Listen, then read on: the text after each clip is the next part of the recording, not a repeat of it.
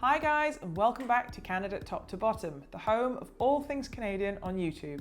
Today we are continuing our series about how to get started in Canada and talking about your to-do list when you arrive as a new permanent resident, or PR as it's referred to. If you still haven't got your PR or any other sort of permit to enter Canada, check out our playlist of videos about how to move here. Whether or not you've got a job offer, a high language score, or higher education, we've got a video which will help you find a way to move to Canada. The link to the playlist is above. So, you've got your confirmation of permanent residency, COPR, and you're ready to come to Canada. We've done videos on what to get ready for departure and what crossing the border will be like.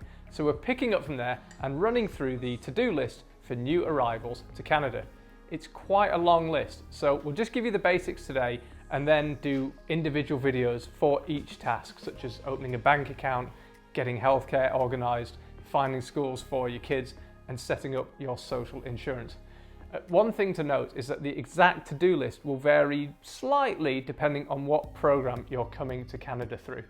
Today's video is focused on new permanent residents, but those coming on temporary study or work permits will have a slightly different set of tasks awaiting them. The very first thing you need to do after entering Canada and activating your PR status is to provide the IRCC, the Canadian immigration body, with your new Canadian address. You can update your address online via whichever portal you use during your immigration journey, and then the IRCC will send your PR card to that address. If you move house before your card arrives, for example, if you move from a short-term rental property into a place you bought, make sure you change your address again. Once you're here and your feet are on Canadian soil, get yourself a bank account. Banking is a very complex topic, but all of the main high street Canadian banks have good basic accounts which will do the job just fine and provide you with a way to receive and spend Canadian dollars. The key thing is to make sure you do everything legally and keep any receipts, invoices or documents related to work and income. As a resident, you're subject to Canadian tax laws and have to file a tax return, so start as you mean to go on and get your finances in order as quickly as possible upon arrival. Next up is getting hold of your social insurance number, or SIN. This is a 9-digit number and it's your personal code which you need in order to access government programs and benefits and to legally work in Canada.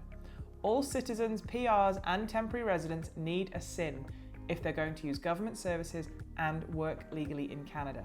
To get hold of your SIN, apply online at the Government of Canada website. We've put the specific link in the description box below. Sticking with the theme of government services, new arrivals in Canada also need to apply as quickly as possible for a government health insurance card. You'll also need to find a family doctor and dentist, so try to get a recommendation before you do this in order to maximise your chances of finding someone you really like. On a very basic level, Canada has universal healthcare for all citizens and permanent residents, but the exact details of what is covered depends on your status in Canada and the territory or province you live in. We're going to make a video breaking down how Canada's healthcare system works, and it promises to be pretty long, but the basics are this. Most healthcare services are covered, including emergency treatments, once you're on the system. Again, we've included the link to the relevant Government of Canada webpage in the description box. By the way, the number you need to call to access emergency services in Canada is 911. So, those are the things that you need to do as soon as you arrive, but there are still some tasks to be completed even once you've been in Canada a couple of weeks and are beginning to settle in. Firstly, you'll need to buy or rent somewhere to live. There are countless real estate websites online, including Remax, Point2 Homes and Realtor.ca, and rental properties can be found on smaller local websites or Facebook Marketplace, which is incidentally where we found our first rental here. Airbnb is a good option too, and a surprising number of properties on there are available for long-term lets. The Canadian housing market has gone crazy during the pandemic, and demand still exceeds supply in most markets, but things calmed down post-COVID and houses are now merely expensive and not crazy expensive like in 2021. If you've got kids, then another quite pressing task when you arrive in Canada is to get them enrolled in schools. Canada has the highest literacy rate of any country in the world, and schools here are generally pretty good. Many schools, even in an English-speaking province like BC, offer French immersion services whereby your child is partially educated in French and therefore picks up the language, but not all schools offer this. Regardless of how and where your kids go to school, registering them with the local education body is a legal requirement. Kids go to school from either 5 or 6 until age 16 or 18, depending on the province. Next up, we'd recommend getting in touch with your local settlement service provider.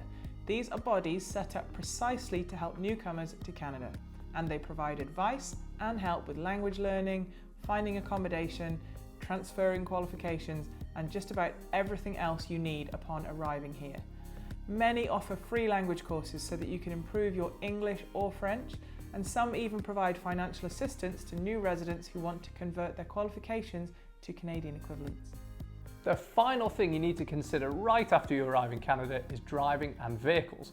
As a new resident, you'll need to get a provincial driving licence for the province you live in and make sure you understand all the rules related to driving, as well as vehicle ownership and insurance in your province. So there you go. That's the basics of how to get set up as a new Canadian. As we mentioned earlier, we have got more detailed videos coming up about each of the topics mentioned today, but hopefully this has given you a basic tick list from which to work. Best of luck in your new country, and let us know in the comments below if you've got any more tips for newcomers to Canada, and see you next time.